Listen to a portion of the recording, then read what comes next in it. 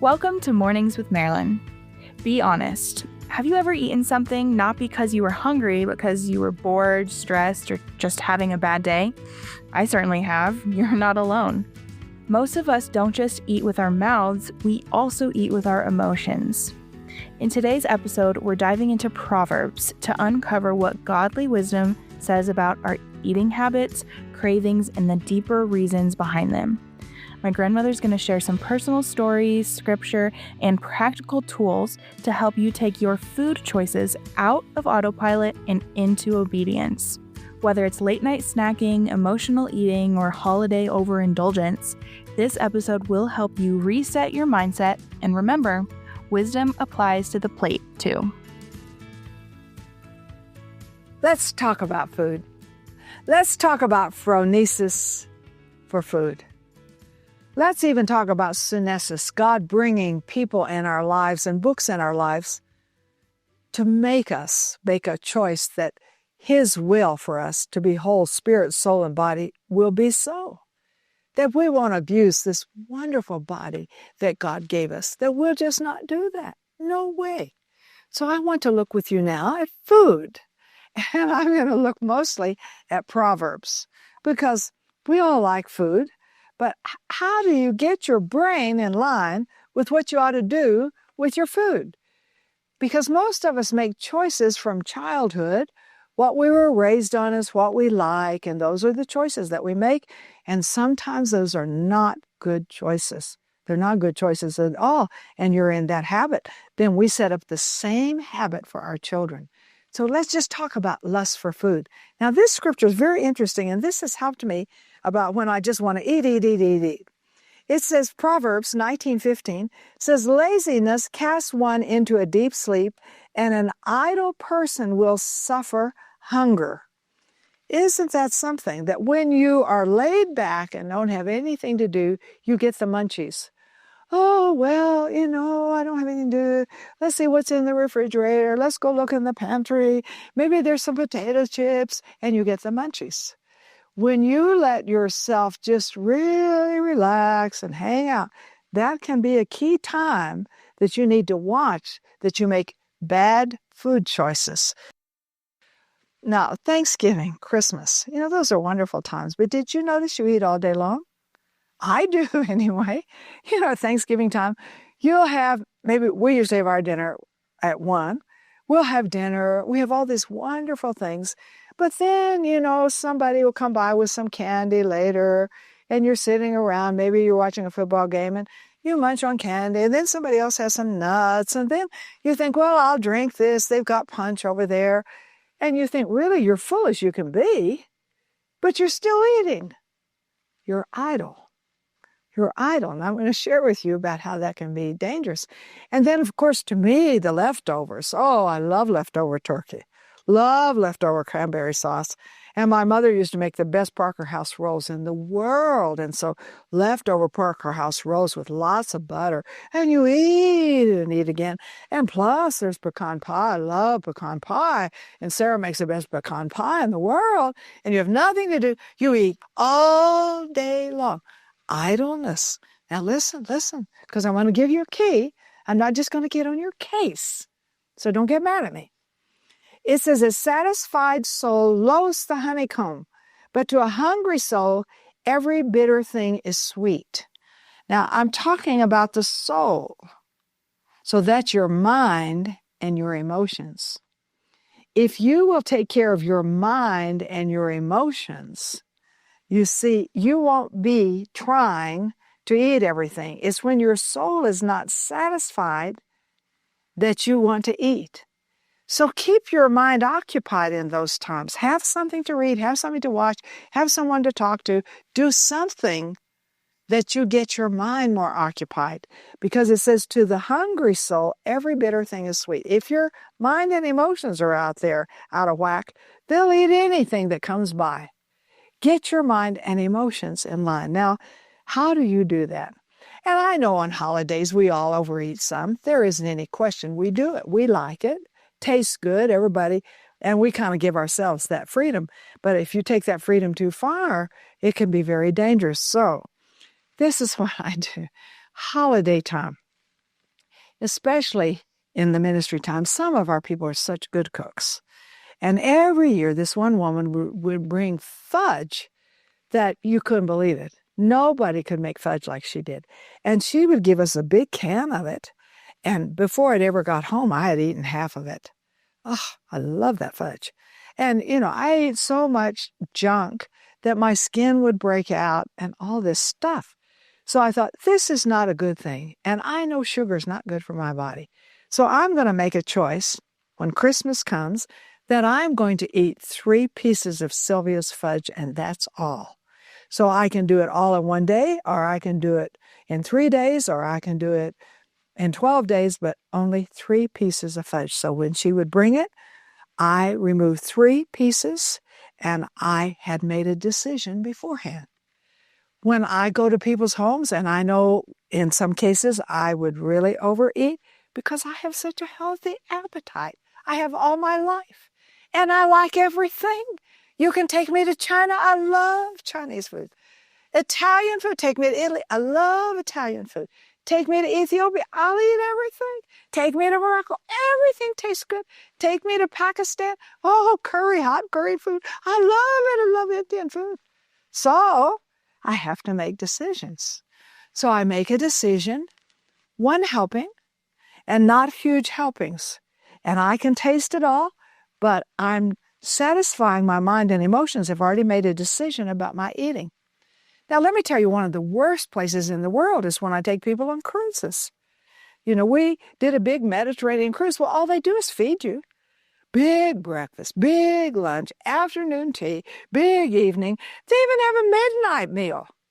I mean, all these opportunities to eat. Now, I don't take all the opportunities, but I made a decision before I went on the cruise. I said, when I sit down to eat, I will eat half the meal. Now, breakfast is not the big problem for me usually, but lunch, and they have a gorgeous, elegant menu you can order from. Evening, really far out, but I would eat half of it and no desserts. Once in a while, I let myself have some of their cold soup, which is a fruit soup and is quite sweet and really good, but half. And folks, I didn't take the elevator on the ship. I did all the stairs, and sometimes there were 3 and 4 sets of stairs. And when I came off that ship, I hadn't gained a pound. But I got my soul in order before I went on the trip. Think and make your plan what you're going to eat. I've also found if I drink a lot of water before a meal, then I don't want as much food. I'm telling you some really good things because God wants you healthy, right? Of course He does. If you've ever felt overwhelmed trying to manage your finances, your health, or your relationships, take a breath. You don't have to navigate life's challenges alone. For your gift of any amount, we would love to send you our Get Wisdom Journal. It's not just a blank notebook, it is a beautifully designed journal filled with over 200 pages of powerful scripture, honest reflection questions, and a space to write, pray, and listen for God's direction. Each page is designed to guide you step by step through practical biblical wisdom for real-life situations. Whether you're facing a financial setback, a health issue, or just trying to build stronger relationships, this journal will help you move forward with confidence. Visit morningswithmarilyn.org to get your copy today. Let's go back to my grandmother and hear more of what God has put on her heart. So let's look again at Proverbs. This is Proverbs 13:25.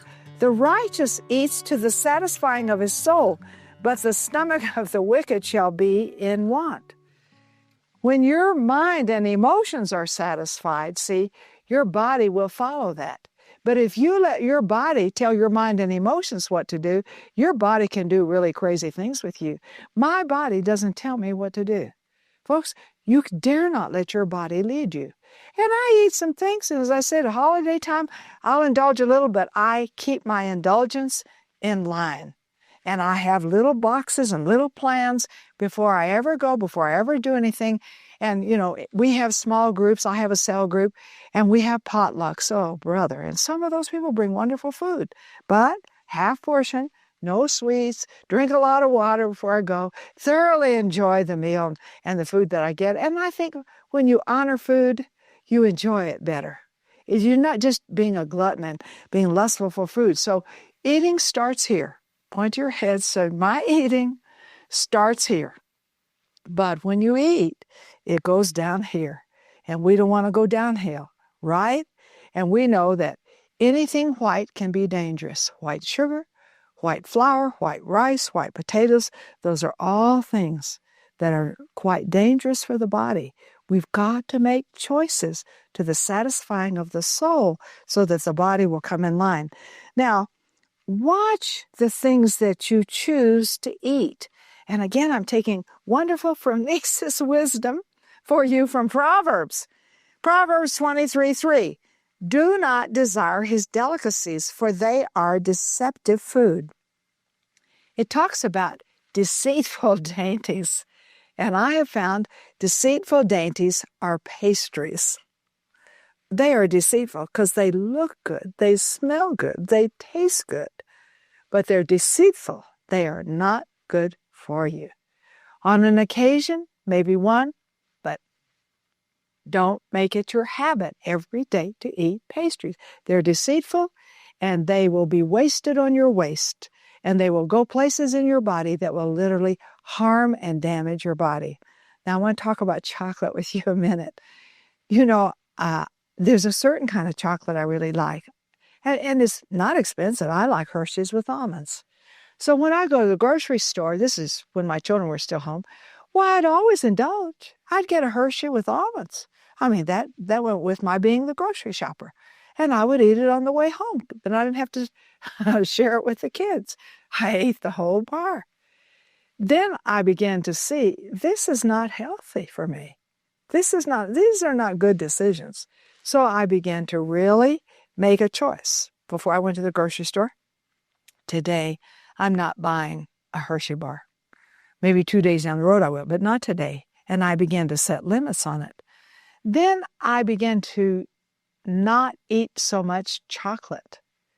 Now, and I used to say, oh, I love chocolate. I never say that. And today I can tell you I don't love chocolate. It's okay on occasion, but I have no craving for chocolate. Once in a great while, maybe twice a year, I will pick up a Hershey with almonds. Now they make them really big, which is naughty, and I will eat that. But that's an occasion in my life. That's not a practice. Not a practice. They are deceitful dainties. They deceive you. And Proverbs 25:27 said, it's not good to eat much honey, so to seek one's glory is not glory. So eating too many sweets, the Bible told us that in Proverbs over 2,500 years ago, and now they're telling us that. But are we listening? Are we making choices? I get up in the morning and say, my appetite is yours, Lord. Guide my appetite today. My whole spirit, soul, and body belong to you. Now I'm going to talk to you about some other things. I'm going to talk to you about meat, and I'm going to talk to you about wine. Okay? You cool? You all right? You're still watching? You're still listening? And you're still receiving. That's really important. Do not mix with, this is Proverbs 23:20, do not mix with wine bibbers or with gluttonous eaters of meat. When you hang around people that are drinking wine, and it's such a popular thing to do now in the States, then pretty soon you're drinking it. I will go over to see my neighbors, and they have wine. They always enter the door with a wine glass. You want some wine? No, I don't think so. No. Meat. Everything is meat. The bigger steak you can get, the better, but the worse for your health. And so they're telling us again that when we become riotous eaters of meat, we're going to have some problems with our physical bodies. Plus, our meat is not so good in the States because of the things they treat it with. So he's saying, Proverbs is saying, watch who you hang out with. If you hang out with people that are always drinking and always eating meat, you'll be drinking and eating meat with them. And so you have to make choices. Everybody say choices. This is phronesis. This is the practical how-to. Now let me talk to you a little bit about wine. And again, I don't want you to get mad at me. Some of you, you're raised in a family, they make wine. And in Europe, Wine is as common almost as water. People drink wine, they never get drunk. They wouldn't think of getting drunk. Americans get drunk. But for me to drink wine in Europe, I don't feel comfortable about it. And I'll tell you why. It's not that I think, if I drank a glass of wine, I'd become an alcoholic. I don't think that. But I have people on our staff that used to be alcoholics. If they would go near and drink a glass of wine, they'd be drinking a bottle of wine and then they'd go downhill. They can't afford that. If some of these people saw me drink wine on a plane, or they saw me drinking wine in an occasion, it could be a stumbling block to them. God called me into the ministry, and whether I like everything I have to do all the time or not, I am an example. And I don't want to be a bad one. I want to be a good one. And when I go to some of these countries in Europe, they really make fun of me. And I know there's one church I go to, one country I go to, and after the service, they always have a really lovely meal. And so, they'll have wine glasses, everybody's drinking wine. And the pastor will say, "Oh, don't give Marilyn any wine. She won't drink it. It's a waste of time." And that's not a put down to me. I said, "That's right. I don't drink wine. It's a waste of time for me. I don't have a problem with you, but not for me." So, folks, we have to make choices who we hang with and what we do with the people we hang with. And I don't believe it's a put down to live out your convictions. And don't be all self-righteous. "I don't drink wine. I don't eat meat." Well, you sweet little thing, don't put people down. You probably do some other things, and I'm sure some of my attitudes, God would say, "Well, you sure could use some improvement here." Let's look at something else. Watch and pray. Get up in the morning and watch. Put a watch on your day. There are things I pray every day like, "Lord, help me not to be judgmental. Lord, help me to speak evil of no one, to be patient and gentle, and show all humility to all men." Now watch this. It says, "Therefore, whether you eat or drink or whatever you do, do all to the glory of God." So God, I'm going to give you my appetite early this morning, that I would do this to the glory of God. Proverbs is so blunt. Woo! Proverbs 23:2 says, "Put a knife to your throat if you're a man given to appetite." I think I have to do that because I am given to appetite. Put a knife to your throat, which in a way is saying, cut it, not literally, but cut your appetite in two. Take half of what normally everybody eats. You eat half. You eat half. Because when you eat the whole amount and then you want seconds, and believe me, I like seconds, then you're putting a problem into your body, and you want a healthy body. You want a healthy mind. You want to memorize another book of the Bible. Oh, yes, I do. Okay, Proverbs 10:3, giving you phronesis wisdom. "But the Lord will not allow the righteous soul to famish, but he casts away the desire of the wicked." Sometimes we think, "Well, I'm just going to die if I don't get something in my stomach." Have you ever felt that way? Sometimes you just think, "Oh, I'm so hungry, I could just eat anything. If I don't get something, I'll die." God says he will not suffer the righteous soul to famish. So, with fasting, sometimes your body will say, "Oh, if you don't feed me, we're going to die." God says he won't suffer the righteous soul to famish. And then speak positive words over your meals. When we were raising our children, they were never allowed to say they didn't like a certain food. If they came to the table and said, "What? Fish? I don't like fish." Or, "What? Peas? I don't like green peas." You were never allowed to say that. Now, you didn't have to eat a big helping of peas. You could eat 2 peas. You could eat 1 little bite of fish. If you didn't like it, you could do that. But you couldn't say you didn't like it, because my husband always said, we eat everything at our house. Just a little bit here, but you have to eat it. Well, now, my son says to me, "Mom, I like everything." Said, I have friends, they won't eat vegetable or anything. But, I grew up and I ate everything. Now, Mom, I like everything. And I see Sarah and Reese doing the same thing with their children. They don't come to the table and say, "I don't like this. I'm not going to eat this." Oh, they wouldn't think of saying that. That would be a big problem. And they get a little bit. But this is very scriptural. This is in Deuteronomy 7:13 through 15. And he will love and bless you and multiply you. He will bless the fruit of your womb, the fruit of your land, your grain, your new wine, your oil, the increase of your cattle, the offspring of your flock, and the land which he swore to your fathers to give you. You shall be blessed above all the peoples. There shall not be a male or female barren among you or among your livestock. And the Lord will take away all sickness from you and will afflict you with none of the terrible diseases of Egypt, which you have known, but will lay on all those who hate you. He said, speak what I say. I bless your food. I bless your drink. And then your attitude when you come to the table. I'm all uptight. I'm mad. I'm bitter. It says, better is a dinner of herbs where love is than a fatted calf with hatred.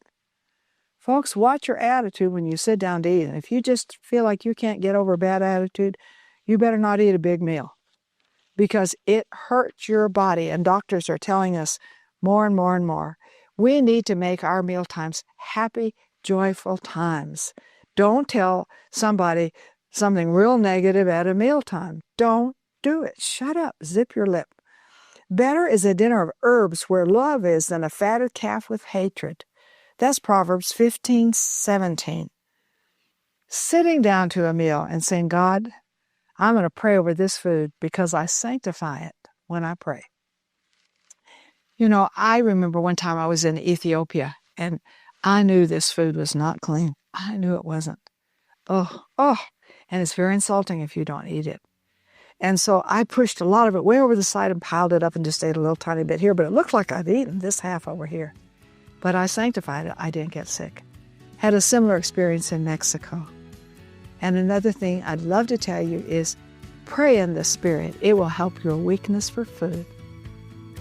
If you've been encouraged, challenged, or simply enjoyed what you heard today, would you take a moment to rate and review this podcast?